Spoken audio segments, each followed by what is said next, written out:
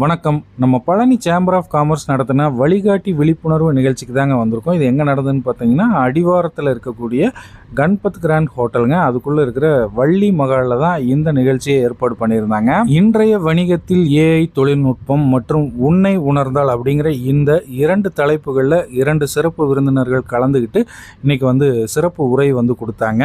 முதலாவதாக திரு பகத்சிங் கருணாகரன் அவர்கள் இன்றைய வணிகத்தில் ஏஐ தொழில்நுட்பம் அப்படிங்கிற தலைப்பில் இங்கே வந்திருந்த பிஸ்னஸ் பீப்புள் அனைவருக்கும் உபயோகமான அவங்க தொழிலை அடுத்த கட்டத்துக்கு கொண்டு போகக்கூடிய ஏஐ தொழில்நுட்பத்தை பற்றி ரொம்ப விளக்கமாகவே பேசினாருங்க.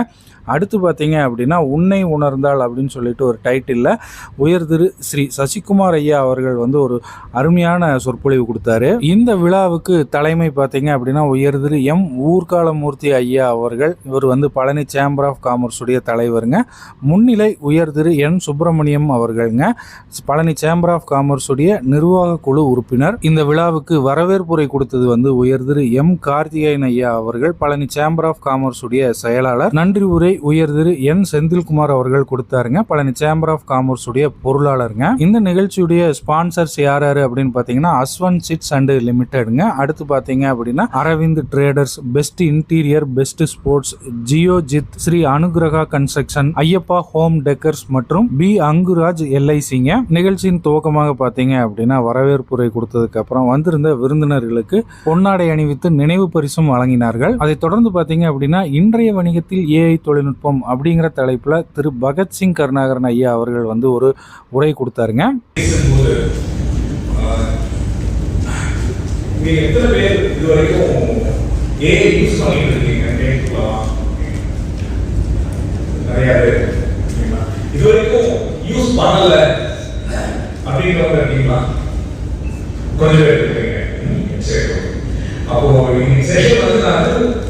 ரொம்ப பேசிக்கான ஒரு வேலையை நான் கொண்டு வரேன்.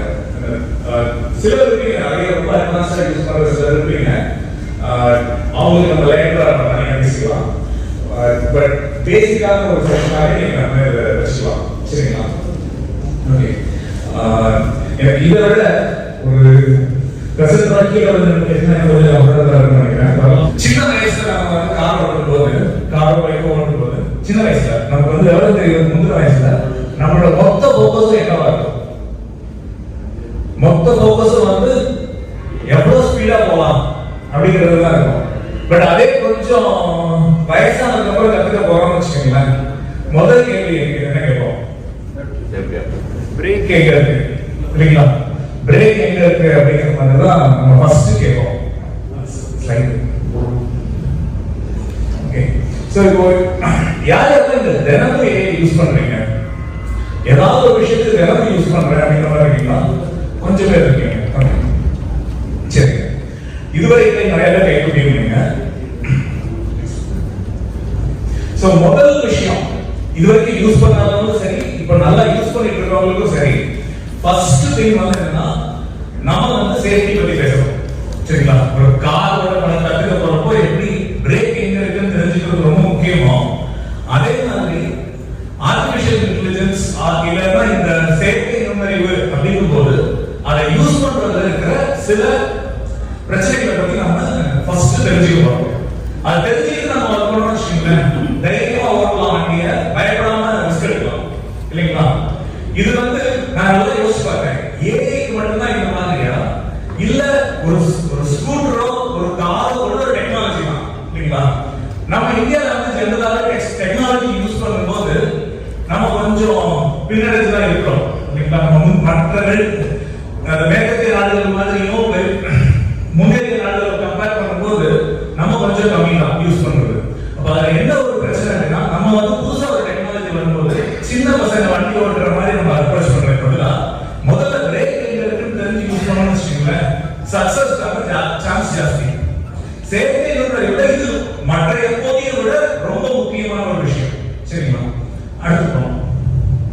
இப்போ ஒரு சின்ன எக்ஸசைஸ், ஒரு 5 to 10 minutes, ஒரு சின்ன 2-3 சின்ன விளையாட்டு பண்ணலாம். இதுவரைக்கும் ஏஐ யூஸ் பண்ணாதவங்க எல்லாரும் உங்க போன் எடுங்க. ஓகே, இன்னைக்கு யூஸ் பண்ணிடலாம், பிரேயர் சொல்லி போட்டுக்கலாம் இன்னைக்கு. சரிங்களா? முருகரோட ஊர்ல பிரேயர் பத்தி பேசுறேன். சோ சாட் ஜிபிடியோ ஜெமினியோ ஏதோ ஒன்று நீங்க உங்களோட ஆப் இன்ஸ்டால் பண்ணுங்க. சரிங்களா? சரி, இது வந்து யூஸ் பண்ணாதவங்க, இது வரைக்கும் யூஸ் பண்ணாதவங்க அவங்களோட முதல் ஆப் இன்ஸ்டால் பண்ண போறாங்க. சரிங்களா? ஆல்ரெடி யூஸ் பண்ணிட்டு இருக்கவங்களுக்கு 3 எக்ஸசைஸ். ஒரு எக்ஸசைஸ் என்ன அப்படின்னா, கடைசியா நீங்க ஏஐல கேட்ட கேள்வி, ஏதாவது ஒரு விஷயத்துக்கு நீங்க ஏஐ யூஸ் பண்ணிருப்பீங்க, கடைசியா நீங்க கேட்ட கேள்விக்கு ChatGPT சார், ChatGPT, ஓகேங்களா? ஆப் ஸ்டோர்ல போய் தேடினீங்கன்னா இருக்கும். கடைசியா நீங்க யூஸ் பண்ண ஒரு क्वेश्चन ஓபன் பண்ணுங்க, அதுக்கிட்ட போய் ஏஐ வந்து ஏதாவது ஒரு பதில் சொல்லியிருக்கோம், அதுக்கிட்ட போய் நீங்க என்ன கேட்குறீங்க அப்படின்னா, ஷுர், நிச்சயமாவா அப்படின்னு ஒரு கேள்வி கேட்குறீங்க. வேற எதுவுமே பண்ண போறதில்ல. அது ஒரு பதில் சொல்லியிருக்கும், நீங்க ஒரு கேள்வி கேட்டிருப்பீங்க, அது ஒரு பதில் சொல்லியிருக்கும், அதுக்கிட்ட போய் நிச்சயமாவா அப்படின்னு கேட்க போறீங்க. கேட்ட உடனே அது ஒரு பதில் சொல்லும், ஏதோ ஒன்று சொல்லும். திரும்ப ஒரு ஷுர் அப்படின்னு கேட்க போறீங்க. நிச்சயமா கரெக்ட் தானா, நல்லா யோசிச்சு சொல்லு, அதுக்கு 5 தடவை கேட்க போறீங்க. சரிங்களா? இதுதான் ஃபர்ஸ்ட் எக்ஸசைஸ். ஓகே, 5 தடவை. ஏன்னா நான் ஒரு செஷனா நான் உங்களுக்கு சொல்லிட்டு போயிடலாம், உங்க மனசுல நிற்காது. ஆனா நீங்களே செஞ்சு பார்க்கும்போது உங்களுக்கு என்னைக்குமே மறக்காது. பிரேக் எங்க இருக்கு அப்படிங்கிறது தலையில ஆழமா போய் இறங்கிடும். சரிங்களா? சோ ஒண்ணு வந்து ஃபர்ஸ்ட் எக்ஸசைஸ் இருக்கு, அப்படியே ட்ரை பண்ணிட்டே இருங்க. மேபி ஒரு 30 செகண்ட்ஸ் எல்லாரும் ட்ரை பண்ணுங்க. மீன்வைல் யார் யாரெல்லாம் ஃபர்ஸ்ட் டைம் ஒரு ஏஐ இன்ஸ்டால் பண்ணிட்டீங்க, very good, very good, very good. அதுல ஏதாவது क्वेश्चन கேளுங்க. சும்மா நான் ஒரு புது பிசினஸ் ஆரம்பிக்க போறேன், நாளைக்கு ஆடிட்டர் மீட் பண்ணணும், ஆடிட்டர் என்ன கேள்வி கேட்கறது, வாய்ஸ்ல கூட கேட்கலாம். தமிழ்ல டைப் பண்ணணும் கூட இல்ல, வாய்ஸ்ல கூட கேட்கலாம். 90% வாய்ஸ் கரெக்டா எடுத்துரும். என்ன சார் 3 தடவைக்கு மேல கோவிலா குழம்பு ஆரம்பிக்குது. சோ 3 தடவைக்கு மேல கேட்டா குழம்பு ஆரம்பிக்குது அப்படின்னு சொல்றாங்க. நான் லாஸ்ட் வீக் ஒரு டீம்ல இதே மாதிரி 100 பேர் கேட்கும்போது இதே கேள்வி கேட்டேன். எல்லாருமே பொதுவா ஒரு 3வது தடவை 4வது தடவைக்கு மேல குழம்பு ஆரம்பிச்சிச்சு. ரெண்டு ரெஸ்பான்சிபிலிட்டி தான். சரி சரி சரி, ட்ரை பண்ணுங்க. அடுத்த क्वेश्चन ஈவன் மோர். அடுத்தது வேற ஒரு क्वेश्चन எடுத்துக்கங்க. ஏற்கனவே கேட்ட ஒரு क्वेश्चन கொஞ்சம் டீப்பர் क्वेश्चन, ஏதாவது அனலைஸ் பண்ணுவீங்க இல்லையா, அந்த மாதிரி क्वेश्चन எடுத்துக்கங்க. இந்த தடவை அது என்ன பதில் சொன்னாலும் உங்களுக்கு சொன்ன பதில் சரின்னு தெரிஞ்சா திரும்ப போய் இல்ல இல்ல எனக்கு இன்னும் பெட்டரா பண்ணுங்க. Okay, get me something better, give me a better answer, better answer கொடு, நல்ல ஆன்சர் கொடு அப்படின்னு 5 தடவை கேட்குறீங்க. அது சொன்ன ஆன்சர் சரியாவே இருந்தாலும் ஒத்துக்காம நீங்க வந்து இல்ல எனக்கு பெட்டர் ஆன்சர் கொடு, தப்பு சொல்லாதீங்க. ஆன்சர் தப்புன்னு சொல்லி அதோட சண்டை போடாதீங்க. ஜஸ்ட் இல்ல பெட்டர் ஆன்சர் கொடு. ஓகேங்களா? 5 தடவை கேட்குறேன். அங்கே ஒரு few seconds எடுத்து வேற ட்ரை பண்ணுங்க. அடுத்ததாக இந்த நிகழ்ச்சியின் ஸ்பான்சர்களுக்கு பொன்னாடை அணிவித்து நினைவு பரிசும் வந்து வழங்கினார்கள். இதை தொடர்ந்து பார்த்தீங்க அப்படின்னா, உன்னை உணர்ந்தால் அப்படிங்கிற தலைப்பில் திரு ஸ்ரீ சசிகுமார் ஐயா அவர்கள் வந்து ஒரு உரை ஒன்று கொடுத்தாருங்க. ரொம்ப ரொம்ப அற்புதமான ஒரு உரைங்க. அது மட்டும் இல்லைங்க, பழனி சேம்பர் ஆஃப் காமர்ஸ் நடத்திய இந்த வழிகாட்டி விழிப்புணர்வு நிகழ்ச்சி வந்து நம்ம பழனி அடிவாரம் கண்பத் கிராண்ட் ஹோட்டலில் நடந்தது. இது ஒரு அரங்கம் நிறைந்த ஒரு அருமையான நிகழ்ச்சியாகவே அமைஞ்சது அப்படின்னு சொல்லலாங்க. முன்னாடி ஒரு இடத்துல நீங்க பேசுனதை நம்ம கேட்டோம். இந்த மாதிரியான ஒரு கருத்துக்கள் எங்களுடைய இந்த பழனி சேம்பர் ஆஃப் காமர்ஸ் அன்பர்களுக்கும் நண்பர்களுக்கும் தேவை அப்படின்னு சொல்லி வரவழைத்தார். ரொம்ப சந்தோஷமா இருக்கு, ரொம்ப மகிழ்ச்சியா இருக்கு. ஏன்னு கேட்டா எனக்கு பழனின்னா ரொம்ப பிடிக்கும்.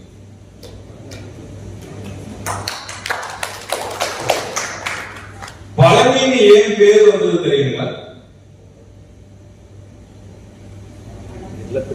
சரி, முதல்ல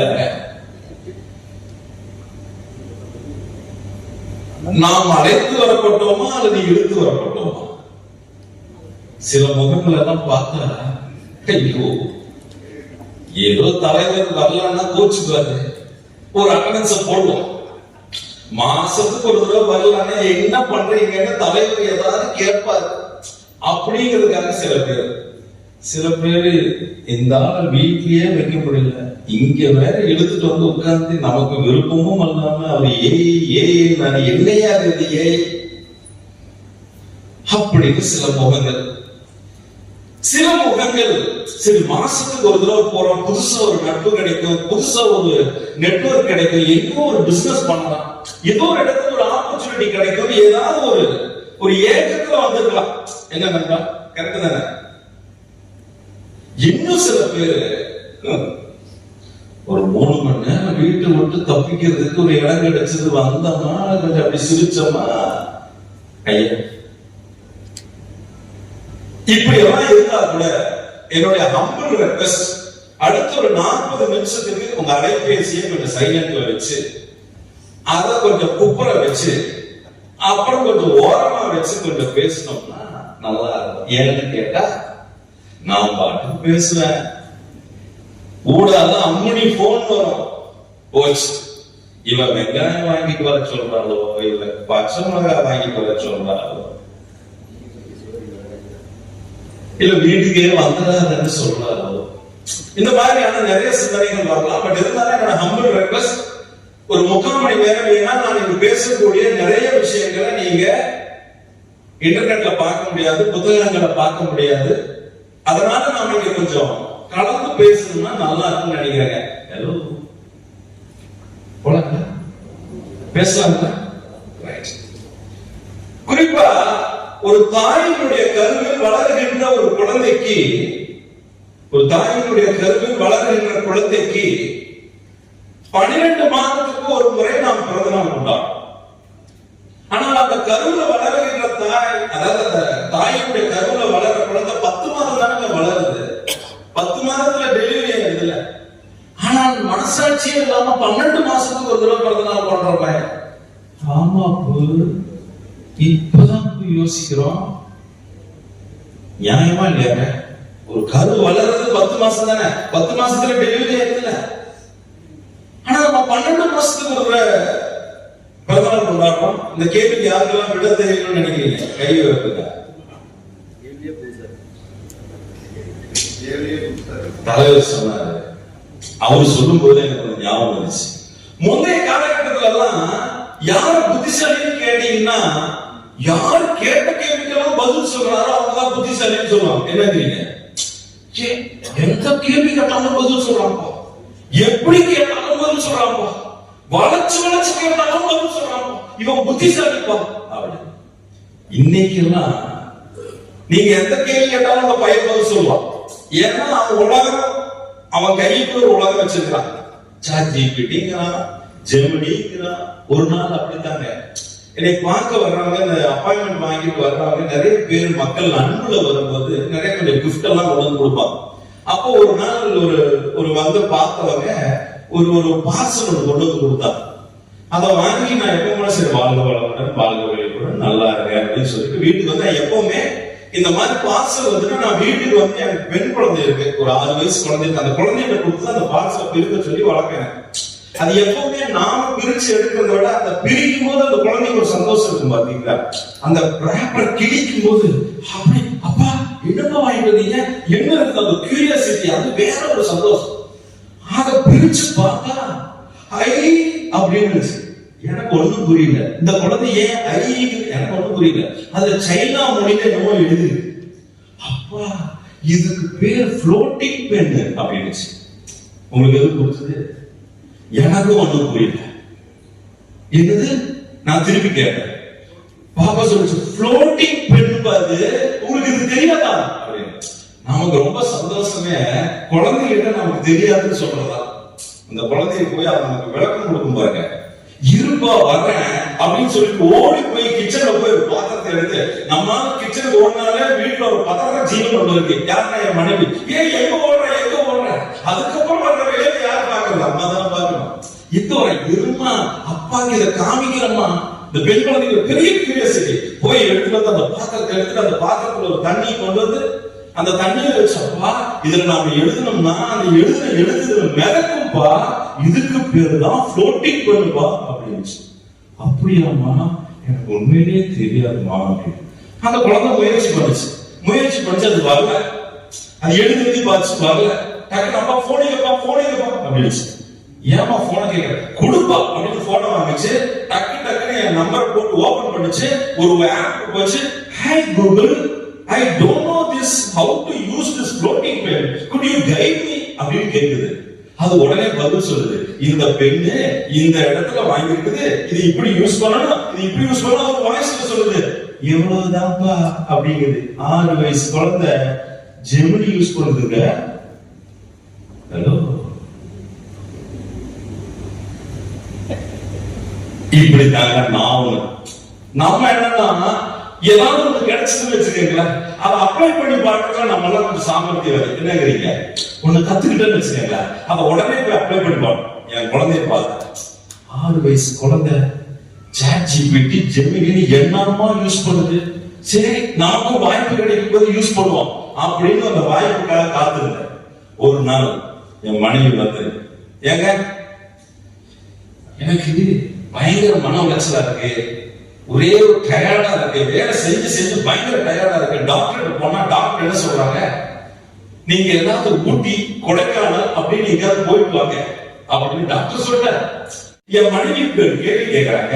இந்த கேள்விக்கு நான் என்ன பதில் சொல்றது அப்படின்னு கேட்க அது ஒரு பதில் சொல்லுச்சு. அந்த பதில் என்ன தெரிஞ்சுன்னு நினைக்கிறீங்களா? பயங்கரமான பதில் சொல்லுச்சு.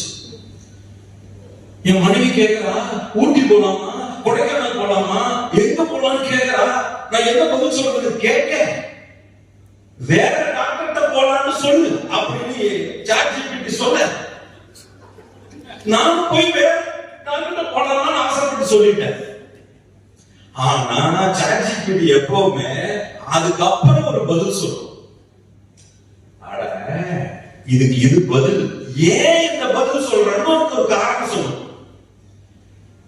இந்த கேள்விக்கு இந்த பதில் சொல்லு. ஏன்னா உன் மனைவி ஊட்டி போக வேண்டும் என்றோ கொடைக்கானல் போக வேண்டும் என்றோ விரும்பவில்லை.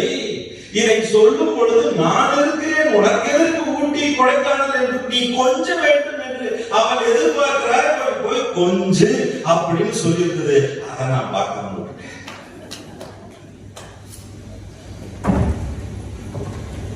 ஏன்னா இன்னைக்கு பல நேரங்கள்ல நம்ம தொழில், வர்த்தகம், வியாபாரம், ப்ராஃபிட், பணம் போக போக போக குடும்பத்தில் இருக்கக்கூடிய சின்ன மகிழ்ச்சிய பல நேரங்கள்ல பெரும்பான்மையாக நாம் தொலைத்திருக்கிறோம் என்பதுதான் யதார்த்தமான உண்மை. என் பாப்பா அப்பதான் ஒரு சொல்லுச்சு, எப்பா இந்த ரூம்ல போனா கிளாஸ்ல உட்கார்ந்து பேசும்போது யாராவது ஏதாவது சொல்லிட்டா ஆஹான்னு சிரிக்கிறாப்பா, நான் ஏதாவது சொன்னா சிரிக்கிறியாப்பா அப்படின்ட்டு. நமக்கு எப்பவுமே என்னன்னா கஸ்டமர் என்ன திட்டினாலும் வாங்கிக்குவோம். Yes sir, yes sir, okay sir, அப்புறம் பாத்துக்கிறேன் சார், ஓகே சார், அப்புறம் வீட்டுக்கு வந்து நான் யாரு தெரியுமா? பல நேரங்கள்ல யதார்த்தமான சூழ்நிலை என்னன்னா வாடிக்கையாளர் என்ன சொன்னாலும் சகித்துக் கொள்ள வேண்டும். அப்பொழுதுதான் எனக்கு வியாபாரம் நடக்கும். வீட்டுல என்னை முழுவதுமாக ஏற்றுக்கொள்ள வேண்டும் என்கிற ஒரு எதிர்பார்ப்பு நமக்கு இருக்கிறது. ஹலோ, ஆமாண்ணா இப்படின்னுங்க, இல்லன்னா இப்படின்னுங்க, ஏதோ ஒரு அப்படின்னுங்க. எனக்கு இந்த பால் மகேந்திர படம் பார்க்கிற மாதிரியே இருக்கு. இந்த பால் மகேந்திர படத்துல தான் சில நேரம் மியூசிக்கும் இருக்காது, மூவ்மெண்ட்டும் இருக்காது, படம் ஓடுதானே தெரியாது. அண்ணா போலாமாண்ணா? இப்படி இன்னைக்கு யதார்த்தமாக இருக்கக்கூடிய சூழ்நிலையில நம்ம வீட்டில் இருக்கக்கூடிய மனிதர்களை நாம் அணுகுவதற்கு நாம் தவறிவிட்டோம் என்றால், இப்ப என் குழந்தை ChatGPT யூஸ் பண்ணுது. இப்ப என் ChatGPT யூஸ் பண்ற குழந்தைய ஹேண்டில் பண்றதுக்கு நான் ChatGPT யூஸ் பண்ணாம இருந்தால் என் குழந்தை கெட்டு போவதற்கோ அல்லது அந்த வழி தவறி போறதுக்கோ வாய்ப்பு இருக்கிறது. அதான் சொன்னாரு, டேஞ்சர் இருக்கிறது, சேலஞ்ச் இருக்கிறது. ஏன்னா குடும்பம் மட்டுமல்ல, உங்க பிசினஸும் தான். உங்க பிசினஸ் வளருது, ஆனா நாம் அப்டேட் ஆகலன்னா டேஞ்சர். உங்களை சுத்தி இருக்கிறவங்க டெவலப் ஆயிட்டு இருக்காங்க, நாம அப்டேட் ஆகாம இருந்தா டேஞ்சர். ஹலோ, அப்படிப்பட்ட ஒரு சூழ்நிலையில் அது குடும்பமாக இருந்தாலும் சரி, தொழிலாக இருந்தாலும் சரி, இவ ஏற்படுகின்ற நடைமுறைக்கு ஏற்றவாறு நாம் நம்மை மேம்படுத்திக் கொள்ள வேண்டியது அவசியமான ஒன்றாக இருக்கிறது. இன்னைக்கு நான் 10 வருஷத்துக்கு முன்னாடி ஒரு தொழில் ஆரம்பிச்சிருக்கலாம். 10 வருஷம் கழிச்சு நான் அதே தொழில பண்றது தப்பு இல்ல, ஆனா கொஞ்சம் லேட்டஸ்டா அப்டேட் ஆகி பண்ணணும். என்னங்கிறீங்க? நோக்கியா போன் என்னாச்சு இல்லையா? இப்ப எந்த ஒரு சூழ்நிலையிலும் நான் அதை அப்டேட் பண்ணேன். அப்போ இன்னைக்கு நான் உங்ககிட்ட இந்த குடும்பம், ஆனா எனக்கு ஒரு சின்ன வேண்டுகோள், இந்த எங்கேயோ நீங்க இந்த அட்டெண்டன்ஸ் சர்க்குலேட் பண்றீங்கன்னு நினைக்கிறேன், கொஞ்சம் அதை வாங்கி வைங்க. ஏன்னா நீங்க கொஞ்சம் கவனம் சிதறனா திரும்ப கிடைக்காது. அந்த அட்டெண்டன்ஸ் கொடுத்துருங்க. எதுவாக இருந்தாலும் நான் பேசுவதில் கவனம் இருக்கட்டும். கொஞ்சம் விட்டு போனா அது மீண்டும் உங்களுக்கு புரியாது. அட்டெண்டன்ஸ் வாங்கிங்க நண்பா, தயவு செஞ்சு வாங்கிங்க. இந்த அங்கதான் வெள்ளை கலர் சட்டை கண்ணாடி போட்டுட்டாங்க, அவருக்கு ரெண்டு பேரும் போடல. அப்புறமா ஞாபகமா கொடுத்துருங்க.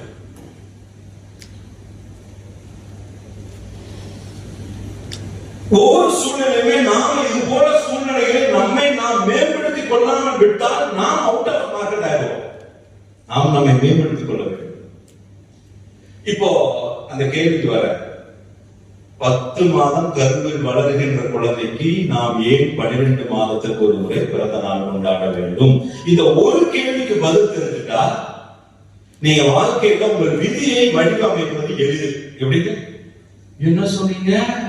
திரும்ப சொல்லுங்க. இந்த ஒரு கேள்விக்கு பதில் தெரிந்து விட்டால் உங்கள் விதியை நீங்கள் வடிவமைப்பது எளிது. ஆமாங்க, உண்மைதான். ஒரு சின்ன உண்மை சம்பவத்தை சொல்றேன். உண்மையா நடந்த சம்பவம் சொல்லிட்டுங்களா? சொல்லிட்டுங்களா? உண்மை சம்பவம். ஒருவர் ஒரு நடுத்தர குடும்பத்தில் பிறக்கிறார். ஒரு நடுத்தர குடும்பம். அந்த குடும்பத்தில் பிறந்த அந்த மனிதர் அப்பா அம்மா ஒரு சராசரியான வேலைக்கு போயிட்டு இருக்கக்கூடிய ஒரு வாழ்க்கை சூழல் இருக்கக்கூடிய ஒரு குடும்பத்தில் பிறக்கிறார். எப்படியாவது வாழ்க்கையில ஜெயிக்கணுங்கிற ஒரு ஆர்வம் எல்லாருக்கும் இருக்கிற மாதிரி அவருக்கும் அந்த ஆர்வம் இருக்கிறது.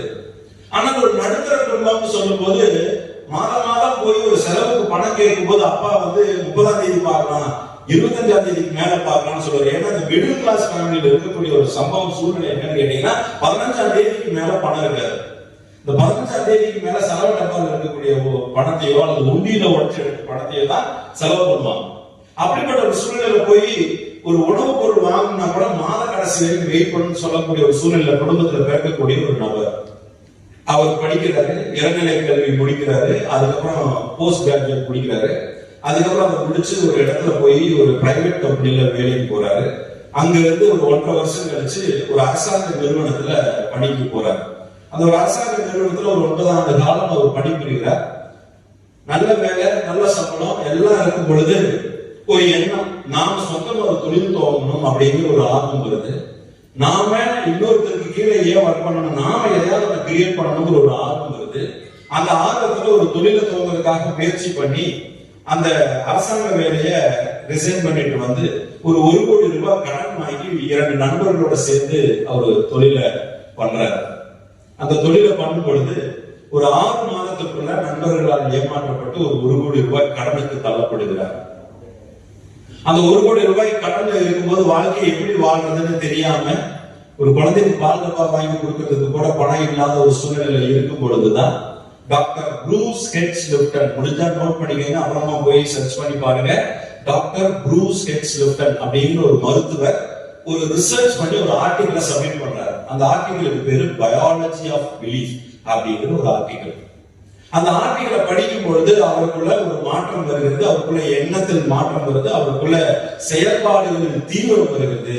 அந்த மாற்றத்தாலும் அந்த ஏற்றத்தாலும் அந்த தீவிரத்தாலும் அவர் அந்த 1 கோடி கடனை அடைப்பதற்குண்டான ஒரு முயற்சியை முன்கொண்டு அதற்குண்டான செயலை செய்து இன்னைக்கு 1 கோடி கடன்ல இருந்து அதே 1 கோடி வருமானமாக மாற்றி 500 குழந்தைகளுக்கு மாதம், அதாவது 500 பேருக்கு மாதம் அன்னதானத்தையும் கொடுத்து இன்னைக்கு 25க்கும் மேற்பட்ட குழந்தைகளுக்கு தொடர்ந்து ஃபீஸ கட்டிட்டு இருக்கக்கூடிய ஒரு நபர் நம்ம முன்னாடி வெள்ளையும் போட்டுட்டு நின்றுட்டு இருக்காரு. அவர் பேர் சசிகுமார்.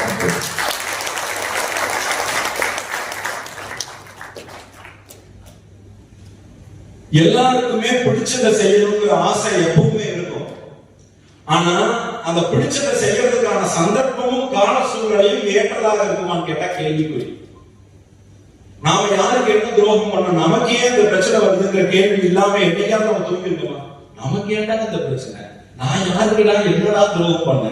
ஆனா நமக்கு தான் பிரச்சனை வரும், திரும்ப திரும்ப வரும். ஒரே பிரச்சனை திரும்ப திரும்ப வரும். பார்த்திருக்கீங்க? ஆளுதான் வேறையா இருப்பான், பிரச்சனை தொடர்ந்து அதே பிரச்சனை வந்துகிட்டே இருக்கும். எனக்கு அப்படிதான் வந்தது.